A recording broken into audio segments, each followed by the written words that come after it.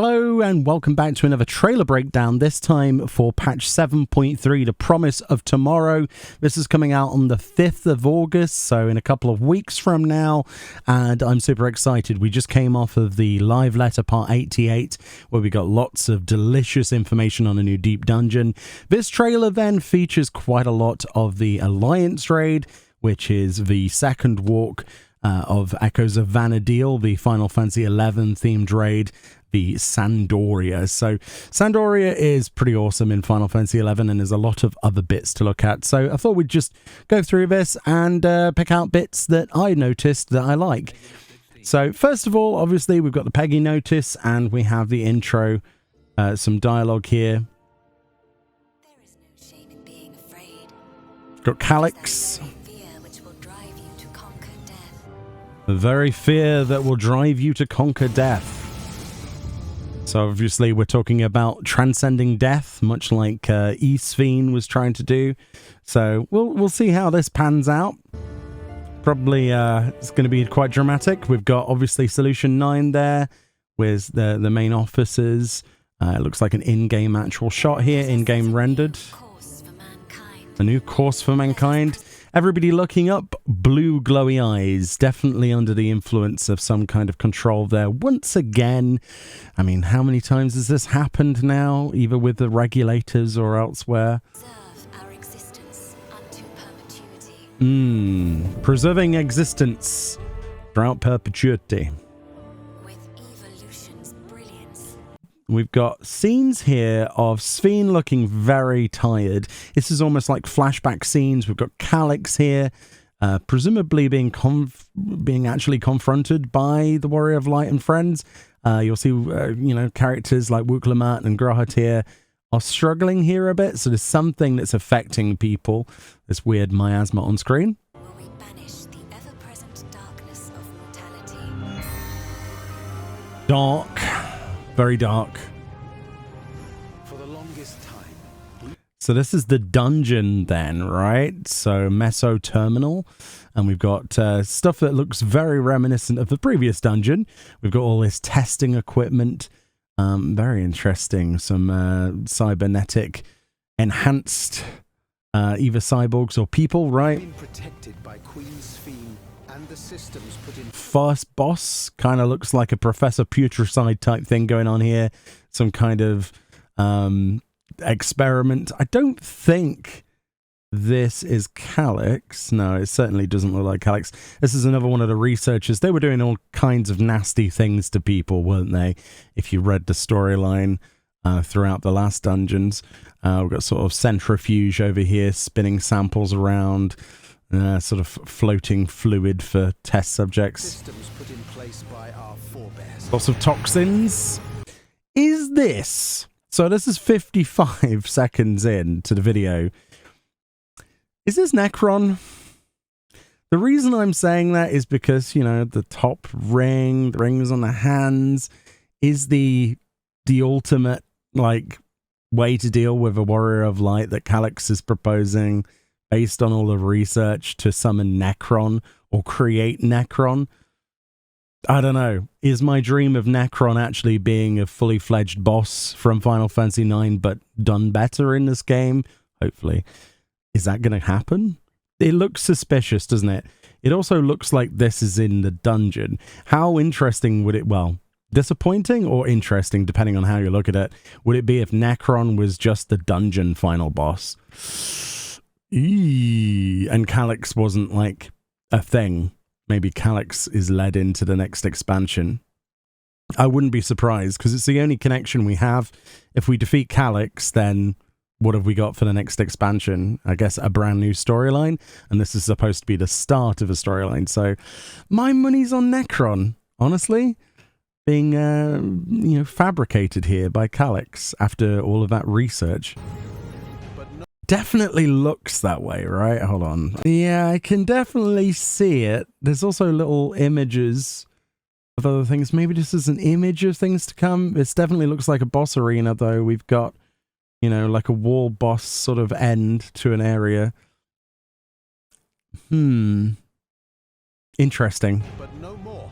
This obviously is Faena, or however you want to pronounce it, the new moon/planet that we're going to. Seems to be arrows, so presumably you can select which destination we're going to. There's supposedly 4 places that we're visiting by the end of the expansion. So this is the second, a planet where we'll be taking place in a new cosmic exploration activities. We've got ourselves blue robots. So that gives us another excuse to get another version of these mounts. With sort of weird crystals. Definitely a big take here is that we've got the hoverboard mount. There's actually a bit on the letter from a producer live where they show the hoverboard mount on Yoshi P's character. And we also have mecha giraffes that remind me a little bit of Horizon, those video games. I suppose it's because they, the long necks and that kind of thing. But those are pretty cool. Cyber enhanced, with supports on their legs just below their knees, for optimal support when they're jumping off cliffs or something. But this entire landscape of Faena, or however you want to pronounce this planet, looks a lot better than it did in the concept images. But that's not difficult, is it? They always look different. In the game, this looks beautiful, and I'm sure it'll look even better in our own resolution off of a YouTube video actually in the game. But lots of gathering and crafting to be done once again. We need to learn on our own. Looking great. This then looks like the new hub, which it looks like we've made a subterranean base this time, although there is natural light hitting the characters from the other side of the cave. So maybe there's a cave entrance just in the foreground and we're looking towards the back of a cave. That would make sense. We've also got these, the hoverboard platforms as well to navigate. So maybe this is a later stage. Obviously, they're not going to have all these buildings and stuff set up, but it looks like a later stage. Also got these fancy outfits as well. These are completely different. Like there's the normal Cosmo suit. Well, not the Cosmo suit, but the star suit. And then we've got these suits. So presumably that'll be something we can get from our Cosmic Fortune or something like that. Because there's the Cosmo suit, isn't it? And also special notice that Viera hats confirmed. Some kind of, military or I guess space exploration hat. Viera approved. Solar panels and things. We've got a Laporit setting course, presumably. With naming way on the end there, looking very happy to be exploring. And there's the rocket itself. So we don't go on to Ragnarok. If you saw the latest, stage 16 of cosmic exploration on the moon, we finished building a rocket, a way of traversing. And it looks like that's what we're all aboard. And this is kind of like a zoomed out shot of the landscape. So if you saw here earlier, I believe from the other angle, no, it will be from this angle, where the mecha giraffes were running up. And this could probably be somewhere that we mine out eventually, this kind of like glacier. But that looks like where the hub is. So I think I'm correct with the light coming inwards with the base being set up there. That makes the most sense. Very vibrant place, though. Can't wait to see what other places we can encounter. Yeah, Galuljar saying he's weak, looking on at the, sort of grave site.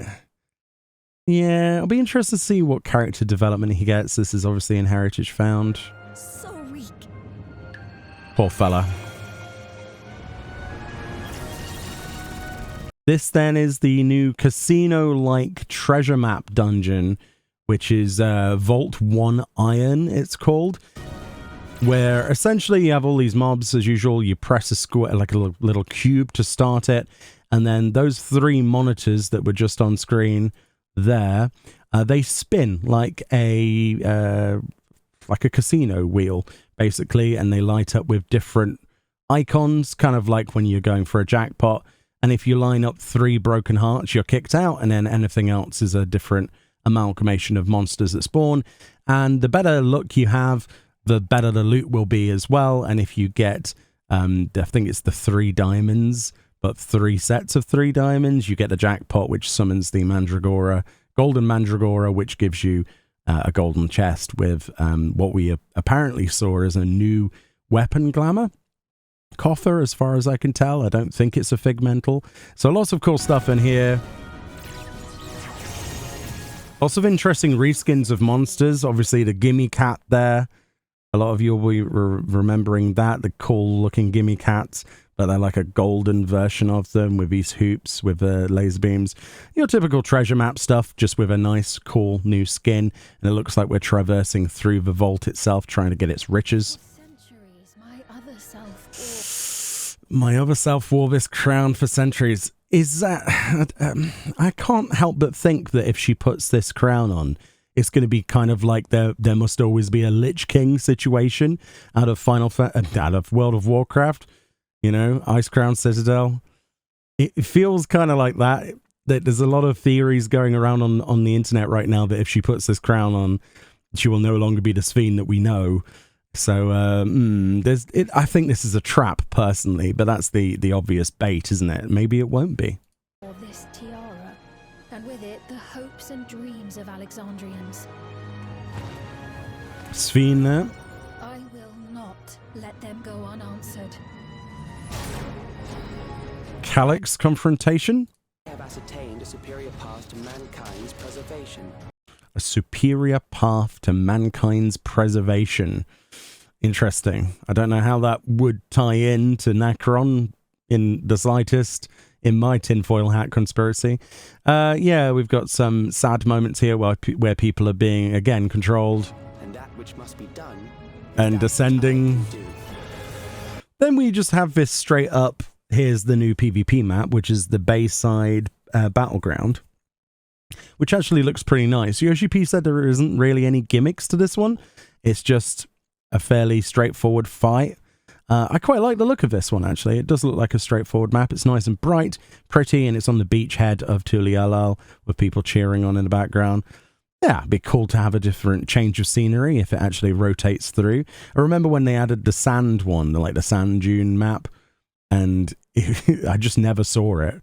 In the time I did PvP, I saw it like twice during actual PvP series grinding. It was always the time I went to bed or something that it started popping up. So hopefully they can mess with the rotation of it a bit. Looks awesome. I gave her my word. Sphene looking rather not happy. Also, blood from somewhere is not Sphene. Wouk-Lamat rather. Bleh. Wouk-Lamat not being very happy. Bleeding everywhere. Is this someone else's blood? Could be someone else's blood. Maybe it's Sphene's blood. Maybe it's Wouk-Lamat's blood. I don't know. I promised I would protect her people. You did promise, but, you know, we've heard that before. So then we've got Sandoria with the Alliance trade, which absolutely looks beautiful. And on the live letter, they showed a bit where Yoshi walked around to the Sandoria theme. The music's amazing. They've upped the amount of orchestrons that drop within these Alliance raids now. The Ivalice series. The Vanadil series. Sorry, I'm all over the place today. Lack of sleep. And yeah, you can get a lot more of them now and they're Alliance bound. And they're not weekly lockout on the orchestrons anymore either. So you can farm them as much as you want. Which is pretty cool because the music from 11 is fantastic. But yeah, look at some of this. Cool, man. Look at this. Whoa. And then we've got Preach looking somewhat surprised. We're in Juno here. Something, obviously you go there and then another rift opens or something. This just looks like straight up Dunscape. Just straight up Dunscape. A lot of people on the internet were pointing out that they were surprised to see Ultima and Omega fight shown in a trailer. And I have to agree. It is quite surprising to see some of the hardest bosses from 11 in this part of the Alliance trade. So who knows what they've got cooked up for the last boss. Cool, man. Look at that. That's such a vibe with the Northern Lights as well. Just some monsters that we're fighting through here. And the gear, I don't know if you can tell that. You can just make out some of the gear. I think some of it's the new gear, although we've also got artifact stuff as well. So, yeah. Wow. This is the new Allied Society quest, the Yokhoi? I'm always going to butcher that. I really hope this guy's a mount. They're so brilliant. I love them. But it looks like a bit of a light-hearted one. I really did not like the Yaktel Allied Society quest. I don't know what it was about it, but I'm looking forward to this one because it looks a little bit more, well, different, I guess. More comedic, maybe? Hopefully. Fingers crossed. Yeah. Then we got Hildy. So Hildy continues in 7.35. Along with the Allied Society quests and the Deep Dungeon are all in 7.35. They're not at 7.3 on launch. Yeah, but more Hildy is always good.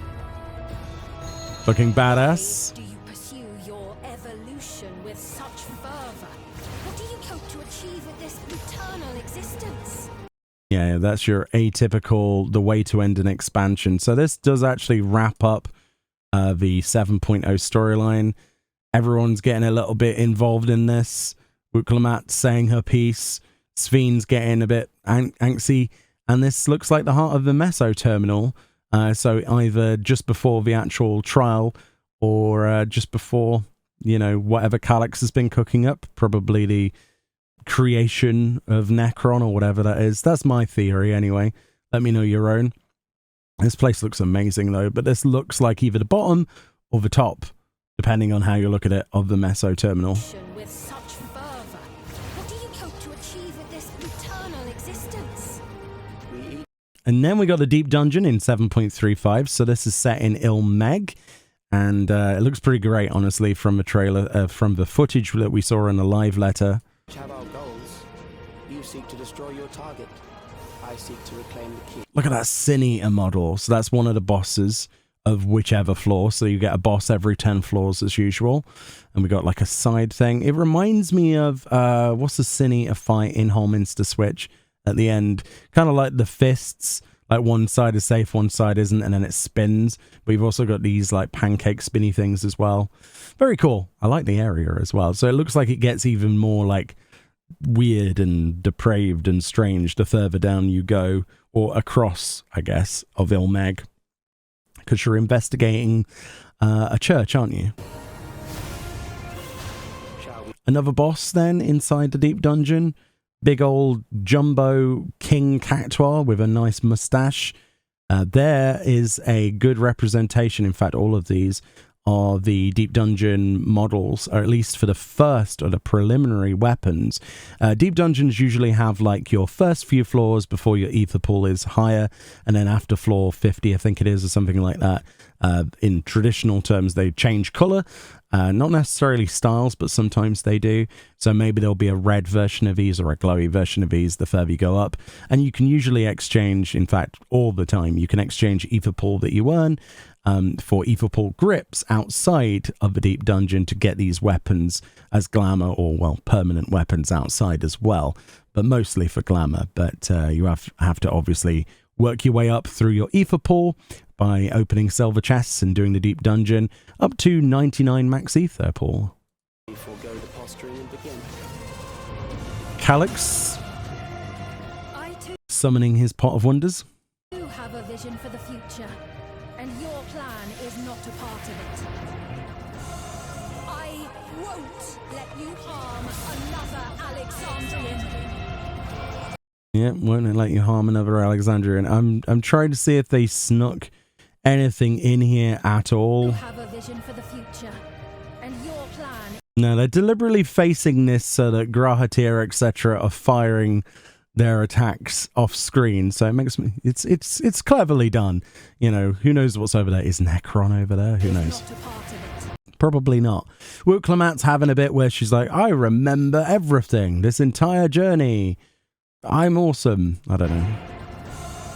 Psyching herself up, I guess. I won't let you harm Memories. another Alexandrian. And then you got a beautiful patch artwork, which is always amazing to look at. And that's it for that trailer, honestly. I don't think I missed anything.